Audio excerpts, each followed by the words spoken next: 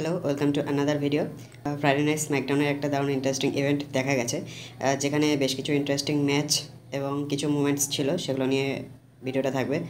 সেখানে LA Knight Santos এসকোবারের match ছিল সেখানে Nia Jax, Stephen Staton versus Bayley এবং মিচিনের একটা ম্যাচ, এবং ব্লাড লাইনের ট্যাগ টিম ম্যাচ, যেটা number 1 contender match tag team টাইটেলের জন্য, সেটাও ছিল, যেখানে কিন্তু ব্লাড লাইনের দুজন মেম্বার জ্যাকব ফাটু আর Tama Tonga as a tag team তারাও কিন্তু পার্টিসিপেট করে। লেগাডো ডেলের টিম থেকে বাদবাকি স্ট্রিট প্রফিট, ব্লাড লাইন সবাই কিন্তু প্রচুর চেষ্টা করেছে গন্টলেট ম্যাচটা জেতার, কারণ সেখান থেকেই কিন্তু তারা যাবে সামারস্ল্যামে ট্যাগ টিম ম্যাচে, টাইটেল ম্যাচে, যেখানে ডিআইওয়াইয়ের কাছে কিন্তু টাইটেলটা রয়েছে। তো সেই ম্যাচে স্ট্রিট প্রফিট যেই টিম, তারা কিন্তু সিঙ্গেলভাবে আসে, এবং একাধিক টিম থাকা সত্ত্বেও সেখানে দুজন টিমের কিন্তু ম্যাচ হয় রিংয়ে অ্যাট আ টাইম। একটা টিম এলিমিনেট হবে, সঙ্গে সঙ্গে আরেকজন আসবে, লাইক রয়্যাল রাম্বেলের মতো, বাট এখানে ট্যাগ টিম। তো আলটিমেটলি দেখা যায় যে একটা হাই পারফরমেন্সের ম্যাচ পুরোটাই কিন্তু ছিল, যেখানে স্ট্রিট প্রফিট দুজন টিমকে অলরেডি এলিমিনেট করেই দিয়েছিল। তো তারা কিন্তু ভালো একটা পারফর্ম দিয়েছিল। প্রেটি ডেডলির একটা স্মুদি গেম প্লে দেখা যায় ম্যাচে। গ্যালেস আর অ্যান্ডারসনের কিন্তু অনেকদিন পর কোনো ট্যাগ টিম ম্যাচে দেখা যায়, লাস্ট কিন্তু এজে স্টাইলের সাথেই দেখা গেছিলো, এবং কোনো ট্যাগ টিম ম্যাচও কিন্তু রিসেন্ট তাদের খেলতে দেখা যায়নি। তো অনেকদিন পর তারা কিন্তু ম্যাচে পার্ট হয়।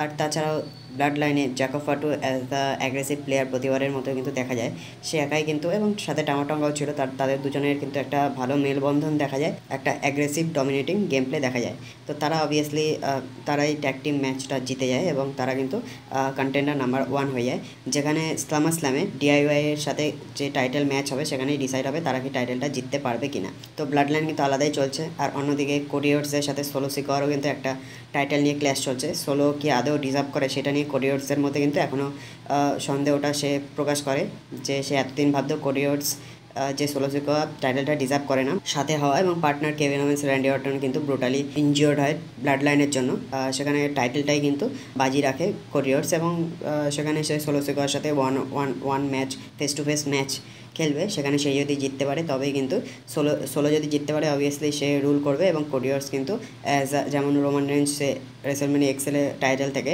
বিচ্যুত হয়, তেমনই কিন্তু কোরিওর্সও হয়ে যাবে, আনডিসপিউটেড চ্যাম্পিয়ন হয়ে যাবে সোলো সিকোয়া।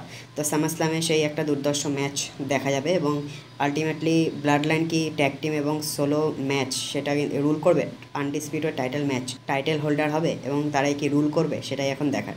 তবে যেই হাইপ এবং যেই অ্যাগ্রেসিভনেসটা দেখা গেছে, এবং তারাই কিন্তু রুল করছে দেখে যেটা মনে হচ্ছে। পরবর্তীতে কি কোনো ট্যাগ টিম বা সোলো প্লেয়ার আসবে যারা ব্লাড লাইনকে ডমিনেট করতে পারবে, কি মনে হয় তোমরা জানাতে পারো।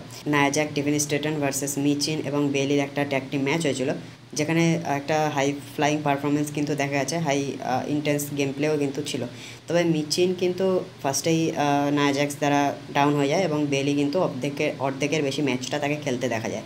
তো নায়া জ্যাক্স আর স্টিফেন স্ট্যাটনের একটা পাওয়ারফুল ডুও, যেখানে নায়া জ্যাক্সের পাওয়ারফুল গেম প্লে এবং স্টিফেন স্ট্যাটনের ফ্লেক্সিবল তার স্কিল, দুজনে কিন্তু একটা ভালো কম্পিট করে। তবে বেলিও কিন্তু সে সোলো, যদিও মিচিন সে ডাউন হয়েছিল, কিন্তু পরে মিচিন এসেও সে কিন্তু ভালো পারফর্ম করে শেষের দিকে। বেলিও কিন্তু সে একা অনেকটা ম্যাচ এগিয়ে নিয়ে গেছিলো, এবং ইন্টেন্স একটা গেম প্লে এবং লাস্টিং গেম প্লে কিন্তু দেখা গেছিলো। নায়া জ্যাক্স আর স্টিফেন স্ট্যাটনের মধ্যে যে বন্ডিংটা, সেটা কি শেষ অবধি থাকবে? কারণ স্টিফেন স্ট্যাটনের কাছে রয়েছে মানি ইন দ্য ব্যাংক সুটকেস, এবং বেলির কাছে রয়েছে টাইটেল। তো নায়া জ্যাক্স সেখানে কুইন, তারা তিনজনের কিন্তু ম্যাচ হবে, যদি ম্যাচ হয় সেখানে টাইটেল ম্যাচ।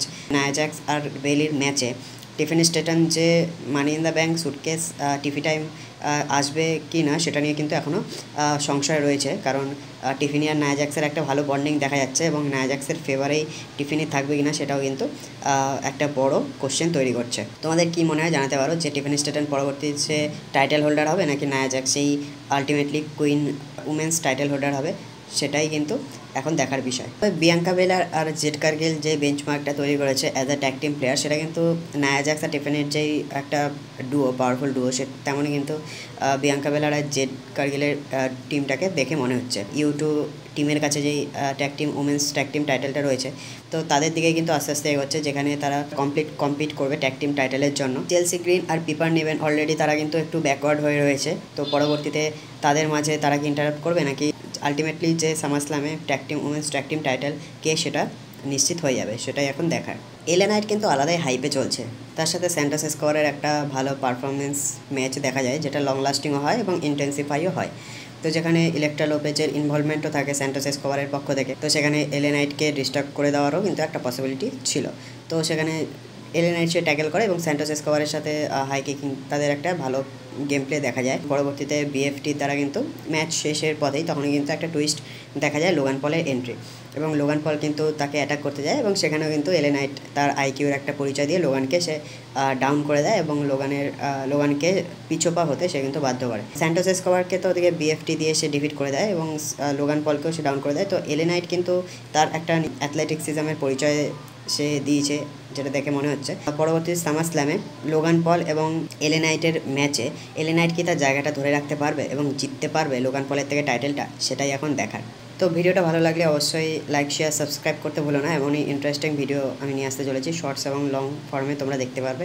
তো ভিডিওটা ভালো লাগলে অবশ্যই শেয়ার করো এবং কমেন্টস করো যে তোমরা আদৌ কতটা দেখতে পারো, কি ভিডিওটা কতটা ভালো লাগে, বা তোমাদের আলাদা কোনো মতামত থাকলে জানাতে পারো। তো দেখা হচ্ছে পরবর্তী ভিডিওতে, ততক্ষণ take care, have a good day, by.